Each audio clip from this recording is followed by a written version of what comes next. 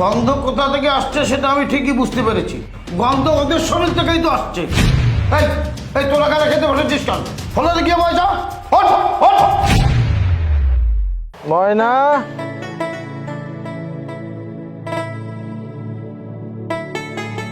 আসসালামু আলাইকুম। তাহলে কেমন আছেন? মাইমা কেমন আছেন? ওয়ালাইকুম আসসালাম, ভালো আছি। কে তুমি বাবা? মাইমা, আপনি আমাকে চিনতে পারছেন না? আমি ময়নার বড় ভাই কামরুল। ময়না কোথায়? ময়নাকে একটু ডাকুন তো। বলা নেই কওয়া নেই, তুমি আমার বাড়িতে এসে আমার বৌমার নাম ধরে ডাকছো। এই তুমি বৌমার কেমন বড় ভাই? তাহলে আমি ময়নার আপন বড় ভাই। আপনি ময়নাকে ডাকুন, তাহলে আমাকে চিনতে আর কোনো কষ্ট হবে না। মুখে মুখে তর্ক করে কেন? তুমি একজন বাইরের লোক, তুমি বলা মাত্র কি আমি আমার বৌমাকে ডেকে দেবো নাকি? আর তাছাড়া তোমাকে তো দেখে মনে হচ্ছে তুমি একজন গরিব কৃষক। আমার জানা মতে আমার বৌমার ভাই একজন কোটিপতি শিল্পপতি। তাহলে ওই বিয়াদবি মাফ করবেন। আমার জানা মতে এটাই তো ময়নার শ্বশুর বাড়ি। আমি কি ভুল জায়গায় চলে আসলাম? আমি তো কিছুই বুঝতে পারছি না। এই এই ছেলে, তোমাদের বাড়ি কোথায়? তাহলে আমার বাড়ি তো রহিমনগরে। তাহলে তো ঠিকই আছে, রহিমনগরে হালিম সাহেবের মেয়েই তো আমার বৌমা। আচ্ছা তুমি কি হালিম সাহেবের ছেলে? হ্যাঁ হ্যাঁ, তাহলে আপনি একদম ঠিক বলেছেন। আমার বাবার নাম হালিম। তার মানে তো ঠিকই আছে, এটাই তো আমার ময়না শ্বশুর বাড়ি। তাহলে একটু ময়নাকে ডাকুন না। ময়না, ময়না। রহিমনগরে তো কতই হালিম সাহেব আছে, তুমি কি সেই হালিম সাহেবের ছেলে নাকি? শোনো, কথা না বাড়িয়ে আমি যেটা বলছি ওটা করো। এখান থেকে যাও, এখনই বেরিয়ে যাও। আসলে তালই এই, আসলে তো তুমি একটা বেয়াদব ছেলে। মুরব্বীদের সঙ্গে কিভাবে কথা বলতে হয় তা শেখনি। আমার বৌমা হচ্ছে হালিম সাহেবের একমাত্র মেয়ে, আর তার ভাই হচ্ছে কোটিপতি, কোটি কোটি টাকা ইনকাম করে। আর তুমি তো সামান্য একজন কৃষক। অনুমতি নিয়ে একটা কথা বলছি। আচ্ছা, আপনারা কি আপনাদের বৌমার বড় ভাইকে চিনেন? আরে না, তাকে আমি কোথা থেকে দেখব? আমার ছেলে বৌমাকে গোপনে বিয়ে করেছে, তার ভাই একজন কোটিপতি। এই মেয়ে, তুমি কি এই চাষার বউ নাকি? হ্যাঁ তালই, আমি তার স্ত্রী। আপনি তার সাথে এইভাবে কথা বলছেন কেন? হয়তো বা সে চাষা হতে পারে, কিন্তু সে কি মানুষ নয়? ময়না কোথায়? ময়না? বাহ বাহ, রাজধানীর মুখে দেখি আবার কথা ফুটেছে। তোমার স্বামীকে কৃষক বলবো না তো কি কোটিপতি বলবো? ওর পোশাক আশাক দেখেই তো মনে হচ্ছে একজন কৃষক। এই, তারা কি বলছে এইসব? আমার মনে হয় আমরা ভুল জায়গায় চলে এসেছি। সে তখন থেকে তারা আমাদেরকে অনেক অপমান করছে। এখানে দাঁড়িয়ে আর অপমান সহ্য করতে পারছি না আমি। দরজায় একজন ফকির আসলে তো এরকম খারাপ ব্যবহার করে না।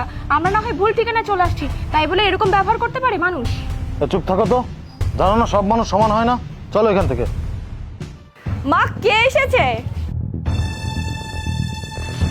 আরে ভাইয়া ভাবি, কেমন আছো? আমরা ভালো আছি, তুমি ভালো আছো? আলামিন কোথায়? আমি ভালো আছি, ও ভেতরে আছে।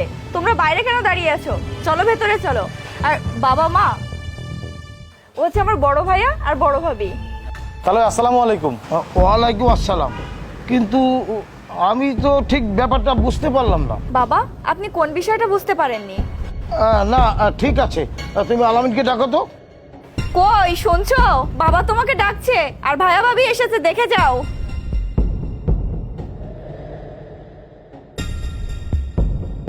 বাবা, কি হয়েছে? ময়না, তোমার ভাই ভাবি কই? এই তো তোমার সামনে, তুমি দেখতে পাচ্ছ না? এই নোংরা পোশাকে তোমার ভাই আর ভাবি? আমি তো কিছুই বুঝতে পারছি না।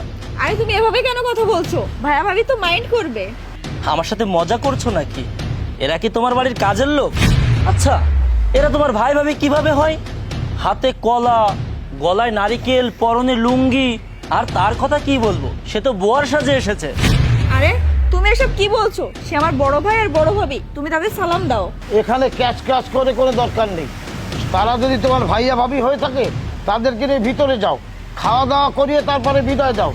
আর আলামিন, তারা চলে যাওয়ার পরে তোর সাথে আবার কথা আছে। ঠিক আছে বাবা। ময়না, তুমি তাদেরকে নিয়ে ভেতরে যাও, এই বিষয়ে পরে আলাপ করা যাবে। ভাইয়া এসো, ভিতরে এসো। না রে, আজ আর ভেতরে যাব না, আমরা অন্য কোনো একদিন আসবো। তুই একটা কাজ কর, এই এই এই নারকেল আর কলাটা নিয়ে ভেতরে যা, আমরা আসি। তাই বললে হয় নাকি? এসো ভিতরে এসো।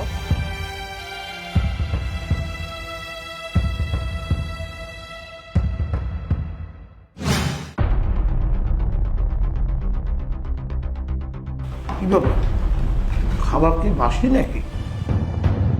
না, বাসি হবে কেন? আমরা কখনো বাসি খাবার রাখি নাকি?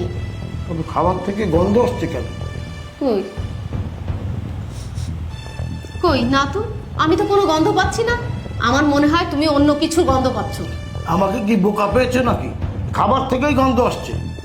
আরে কি যে বলো না, আপাতত খেয়ে ওঠো তো। গন্ধ কোথা থেকে আসছে সেটা আমি ঠিকই বুঝতে পেরেছি। আচ্ছা বৌমাকে ডাকো তো।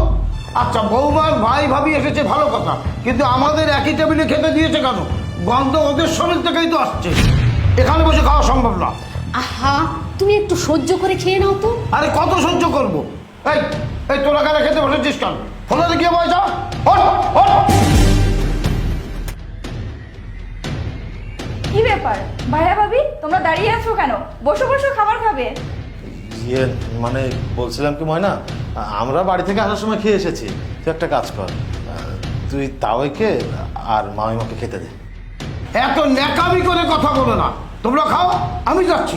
যত সব।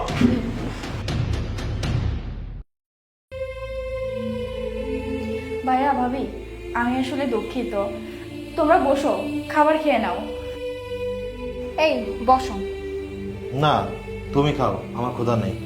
ভাইয়া তুমি আমাকে ক্ষমা করে দাও।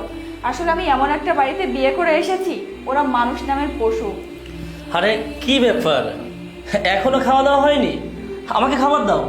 তুমি এই রুমে খেতে পারবে না, অন্য রুমে বসো। এই রুমে খেতে পারবো না মানে? আরে আমরা তো সবাই এখানেই খাবার খাই, এখানে দাও, সমস্যা নেই। না, বাবা মা খেতে বসেছিল, কিন্তু মনে হয় ইঁদুরের গন্ধে ওরা খেতে পারেনি। তুমি অন্য রুমে যেয়ে বসো, আমি ওখানেই তোমাকে খাবার দিচ্ছি। ও তাই বলো? তুমি দেখি আমার কেয়ারিং করা শুরু করে দিয়েছো। ঠিক আছে। ময়না, জুলি, তোমরা তাহলে খাওয়া দাওয়া করো, আমি একটু বাজারে যাব। এই খেয়ে যাও না। ময়না, তোমার শ্বশুর শাশুড়ি আলামিন সবাই কি তোমার সাথে এরকম খারাপ ব্যবহার করে? না ভাবি, ওরা এর আগে আমার সঙ্গে কখনো এমন ব্যবহার করেনি। আজ কেন এমন করছে আমি তো নিজেই অবাক হয়ে যাচ্ছি। যাই হোক, তুমি আলামিনের জন্য খাবার নিয়ে যাও।